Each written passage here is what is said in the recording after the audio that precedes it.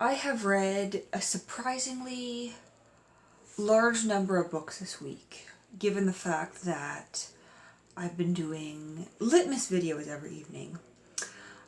First of all, I finished the Richard Nixon biography that I was listening to on Audible. Once again, I'm forgetting the author's name. You don't look at the author's name quite as much when you don't have a physical book to hold. But it was a biography that came out this year, and it was surprisingly well written and extremely well balanced. The author was neither demonizing Nixon or praising him, which tends to happen with biographies, although I suppose a good biography, a good biographer, would ensure that the account portrayed in their book is indeed fair and balanced and as neutral as possible, but that of course is not always the case. So I finished that, and I actually started into an audiobook on John F. Kennedy.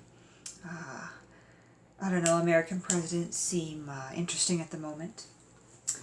But I read these as well. And I'm just going to briefly show you what I've been reading this evening. And I actually started to film this after I decided to DNF this book. This is Louis David Riel, Prophet of the New World by Thomas Flanagan. And it is a biography. And the key problem with it is that the font is extremely, extremely tiny. It's a trade paperback, but that's got to be like 10-point font or 8-point font or something. What you would expect to find footnotes in a book written in. And I got maybe 20 pages in, but I just can't go any farther because it's too difficult to focus. I find myself squinting trying to focus on a single line because the font is just that small. So that is moving on, and it's odd because I've read these Goodread biography Canadian Lives editions before, and the font has never been this tiny, so I don't know what happened here. I'm assuming they had to keep it below a certain number of pages, and so perhaps they made the font small, or perhaps somebody fucked up and they decided not to fix it. But anyway.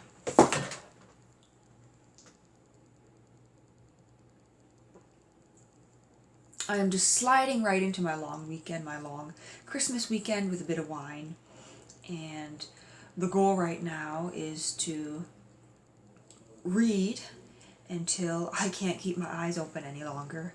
And at this point, I'm not sure it's going to be all that late. It may only be 9 or 10 o'clock. But if it's 4 a.m., that's fine too. So, in my Friday reads last week, I said I was going to finish reading The God Delusion by Richard Dawkins. And I did, and I quite enjoyed it. I didn't agree with every single last one of his arguments, but I did agree with a lot of it. I thought it was fairly well argued, but at the same time, it's not really a complete 100% coherent work.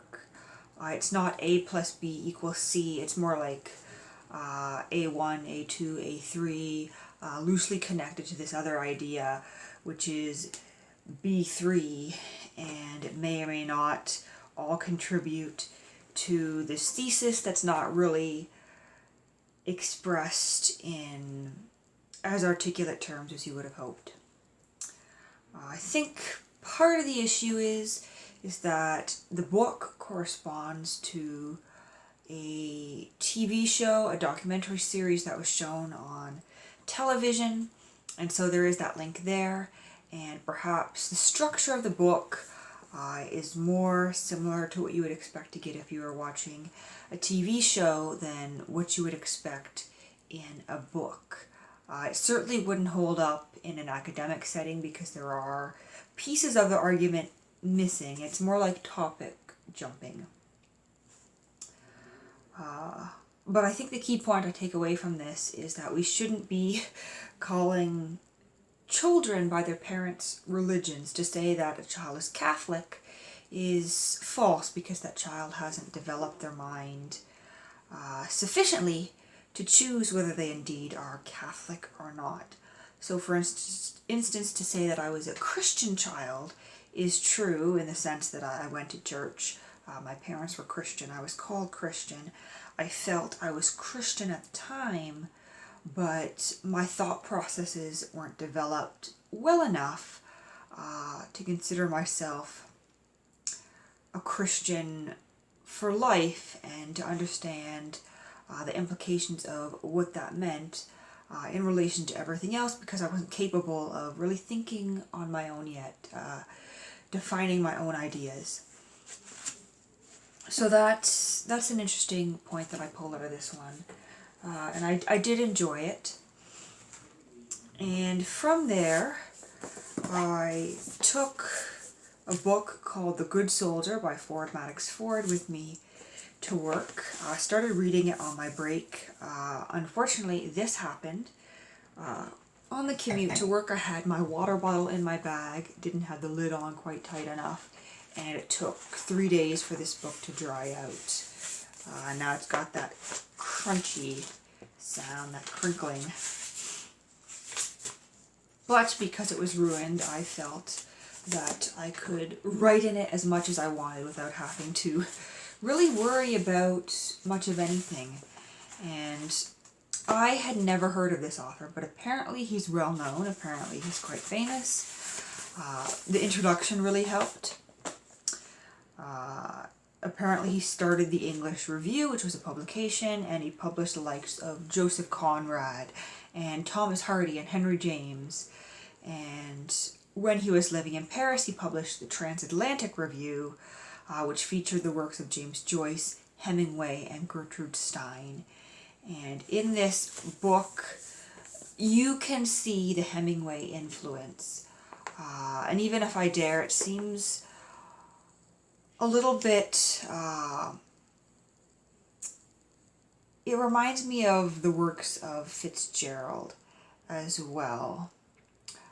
The good things that I liked about The Great Gatsby, they seem to be mirrored in this book. But the writing style is quite nice, and you have an unreliable narrator who is telling the story of the death of his wife, the death of a close friend of his, and the affair that he claims he knew nothing about for over a decade between his wife, who he claims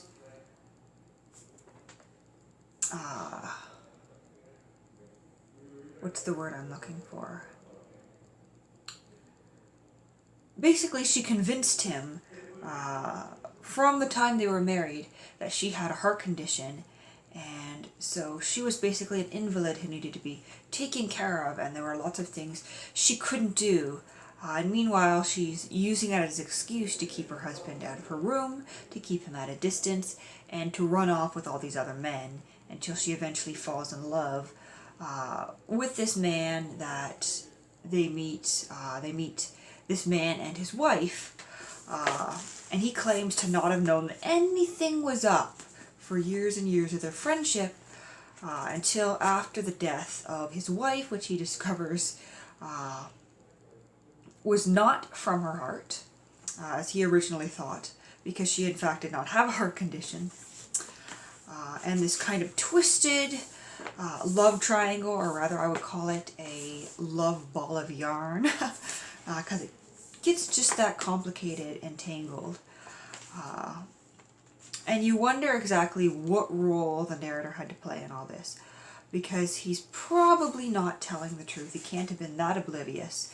And at different times he expresses both love and adoration for the three women in the novel, and then hatred and he describes them as almost despicable and evil, and then he describes them as innocent, as not knowing what was going on.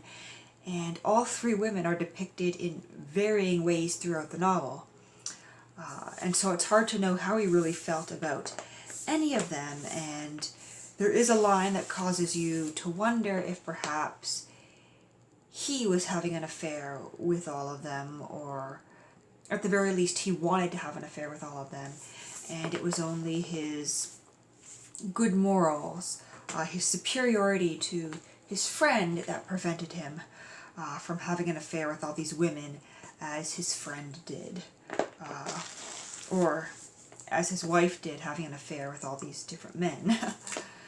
So I quite enjoyed this, and I think I'm going to keep my battered copy because I've grown fond of it now, and no one else is going to want it.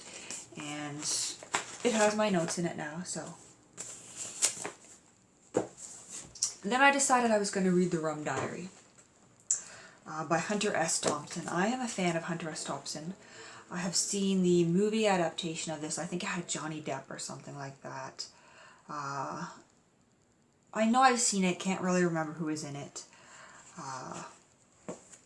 I can't say I enjoyed this as much as The Good Soldier, but I did enjoy it for the simple reason that it's one of those kind of fast-paced party novels where the drinking and the partying and the philosophizing, philosophy never stops. I think my own wine's getting to me. At the same time, though, the main character's absolutely despicable. He is not only extremely racist, but also extremely sexist.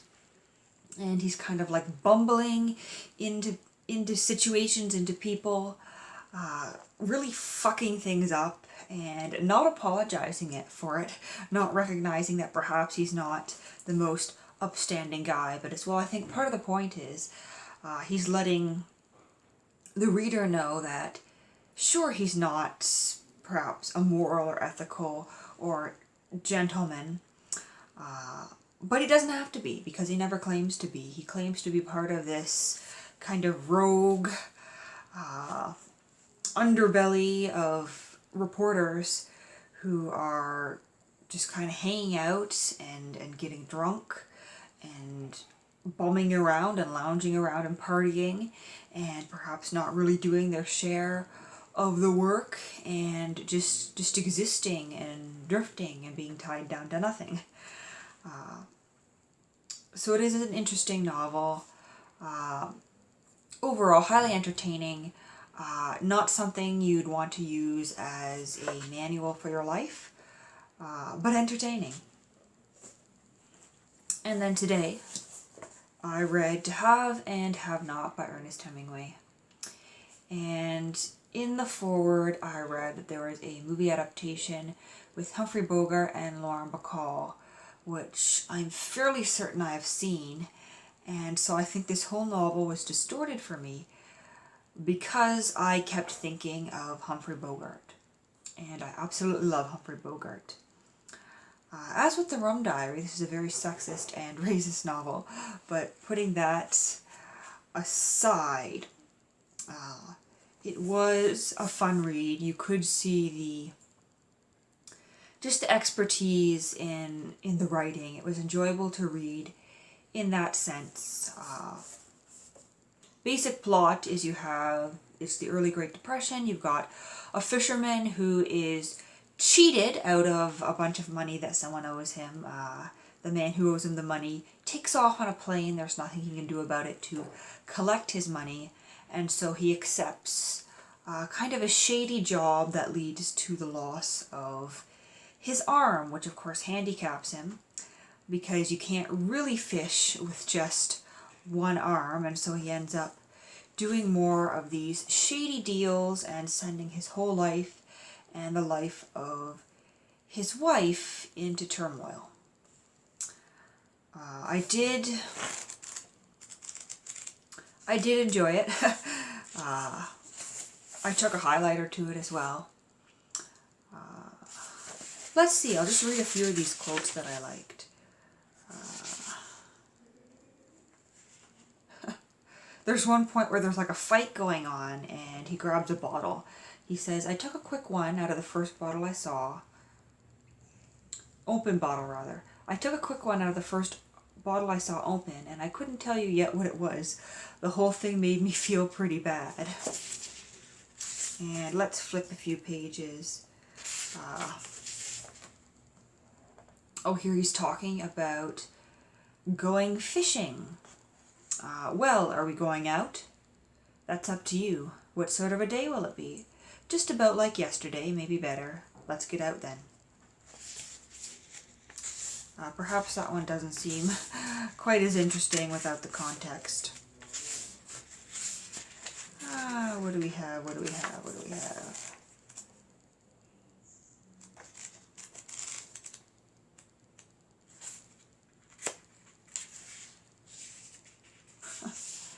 Don't be so tough so early in the morning. I'm sure you've cut plenty of people's throats.